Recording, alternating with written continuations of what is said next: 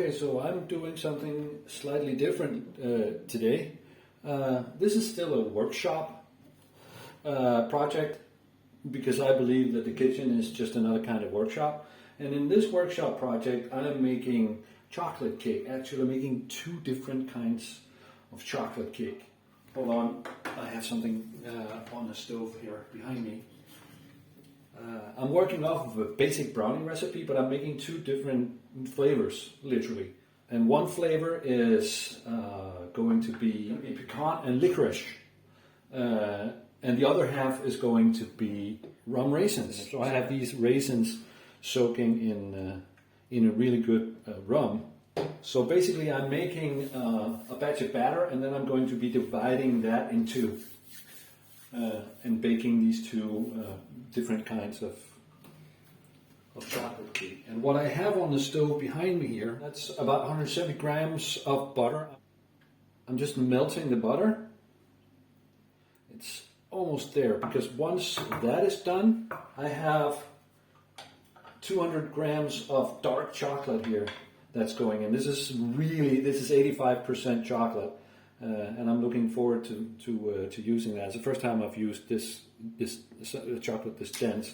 But to melt that, you actually take the butter off the gas when it's melted, and then you put all your chocolate in. I should have broken these up a little bit, but it's usually fine. So the idea here is the heat of the hot pot here and the heat of the melted butter is that's enough to melt the chocolate. And as you can see, that's working really well. It smells really good. I'm sorry we don't have smell-o-vision yet, but this smells really good.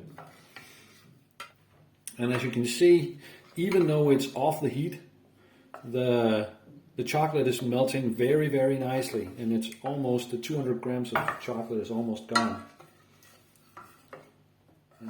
Meanwhile, the next step, I'm going to need the scales, but I don't think I'll need this plate, so I'll just take that off, get that out of the way. I'm going to need some sugar. So while I help this last bit of melting happen, I can actually multitask a little bit and get about 170 grams of sugar over here. And that is pretty dead on 170. There we go. All right, so that's ready, because the next thing that's going to happen, that's the noisy bit. I'm going to whip eggs and sugar together. I think this is fully melted, pretty much. So I have chalky butter in my pot here. I'm going to put that back on the stove behind me. The sugar and 3 eggs is what this takes. So 1, 2, 3. I always try to put them somewhere where they won't roll off, and I don't always succeed, but there we are. And that's just a whole egg. You don't have to split off the yolk or anything like that. It's just a whole egg.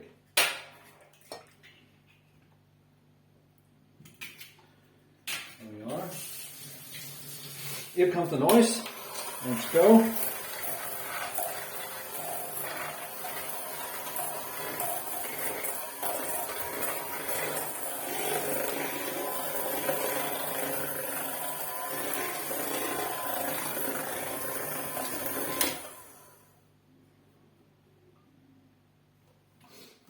Next step, I will need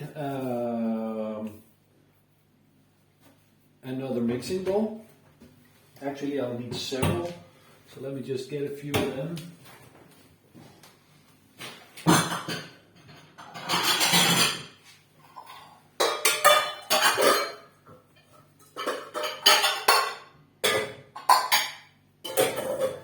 First of all, I'm going to need 60 grams of flour, which I got right here.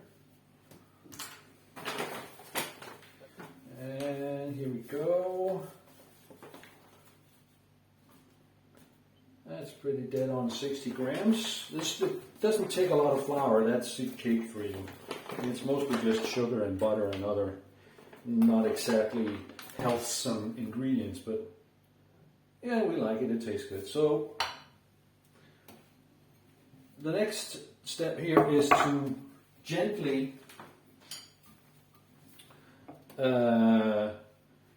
mix the milk and this egg mixture that I've done here. It's not, you're not like stirring it, let alone whipping it. You're sort of like folding it in.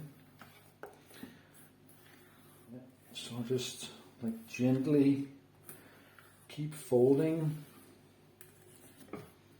until it's reasonably homogeneous. Actually, it's not reasonably homogeneous. It becomes very, when you put the flour in, you're like, oh my God, this is going to get so lumpy and I'm going to be fighting it.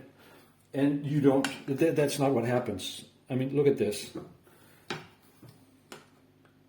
I'm not even done yet, and it's pretty homogeneous. So don't worry about it. It's fine. And smooth and pretty and nice. So yeah, like I said, don't worry about it.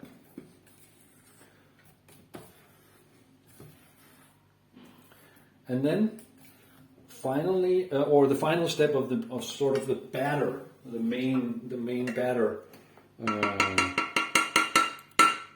part of this recipe.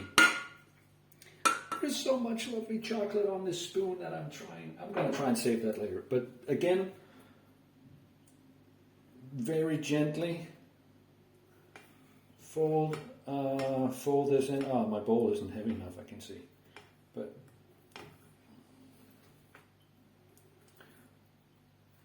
get this in very gently. The sugar the chocolate and the butter.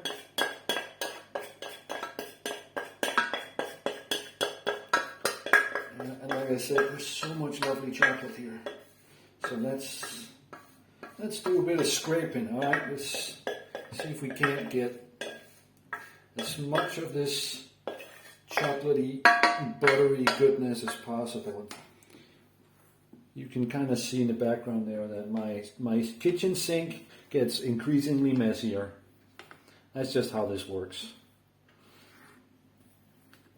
That's how I work anyway. My actual working in the regular kind of workshop environment tends to be the same thing.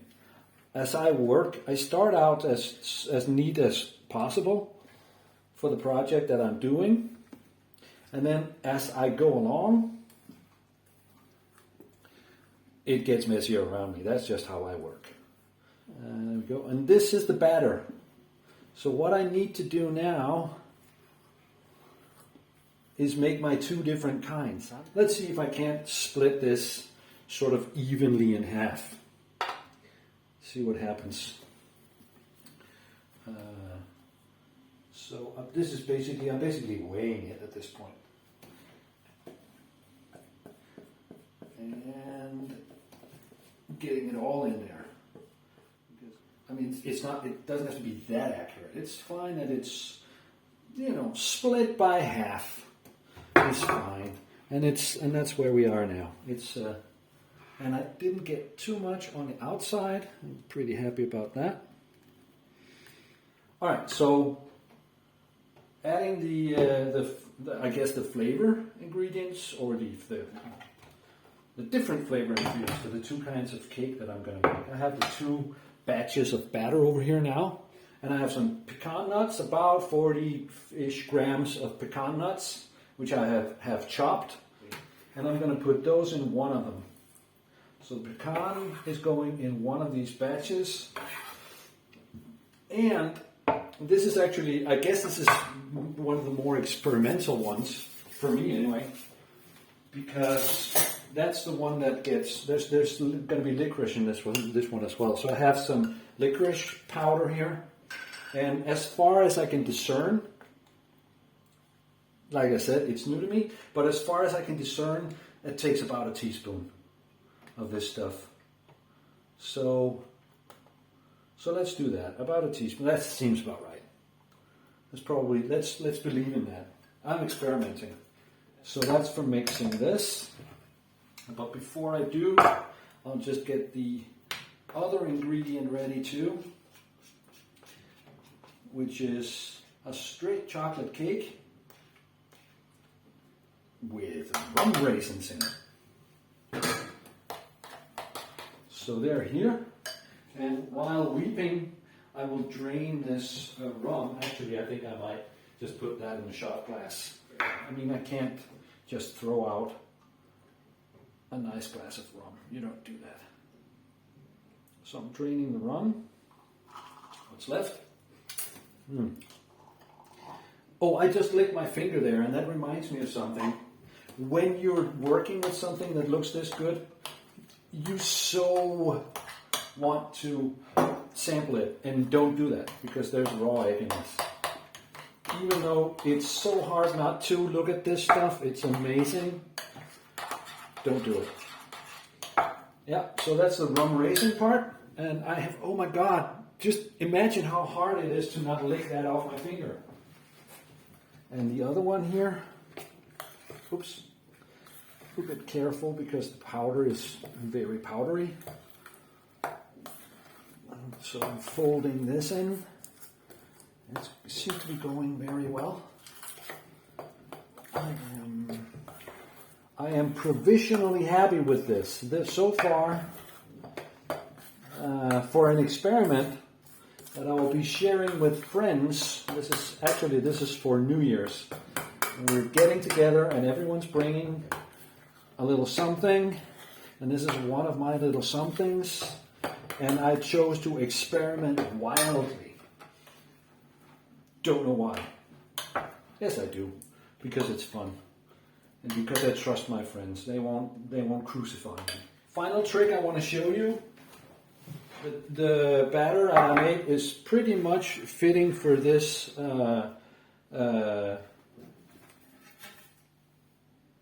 baking form, but I have two different kinds. So I made a divider setup using baking paper. I hope it's gonna work, and if it does, I'm gonna brag until I'm completely unbearable. But let's see. I'll scoop this in and see if it looks like it's gonna work. And I think what I should probably do. Oh, it's okay, it's holding its shape. I thought if it runs, I should probably get some on both sides of that divider because it's just paper.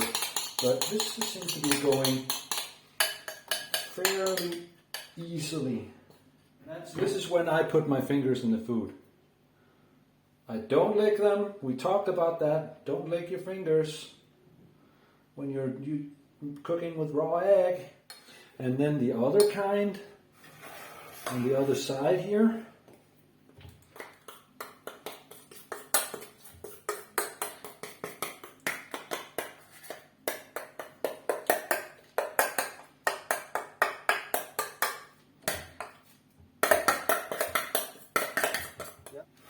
And now I'm going to try and get this one kind and the other kind. This is at this point the batter is pretty thick. It's heavy, so and sort of it doesn't run or flow too easily. As you can see, it sort of holds its shape. It does it so much so that if you sort of scoop around with it with little too much vigor, you can actually crease or even move the baking paper. So I'm being a little bit careful here, scooping the batter around without destroying my little divider baking paper setup here. Anyway, here we are, the two different kinds, pecan and licorice and rum raisin chocolate cake are ready to go in the oven. And let me just check the temp here. Oven is almost ready to go. It needs to bake for about 25 to 30 minutes at 200 degrees or so. And the trick about a brownie, this is not because I'm an expert, but I think everybody basically knows this, is don't bake it too hard. If it's a little squishy in the middle, all the better. So I'm going to put this in the oven momentarily, and then we shall see. Alright, so I am still cooking and baking a bunch of other stuff, which is why the mess around me has not decreased. But it is time to get the brownie, my double brownie, out of the oven and see how we went. So let's, oh my god, smells great, fresh from the oven. Now I'm not exactly sure how many minutes I ended up baking this, because I started with about 20 minutes and then I gave it another few minutes over and over again after doing this.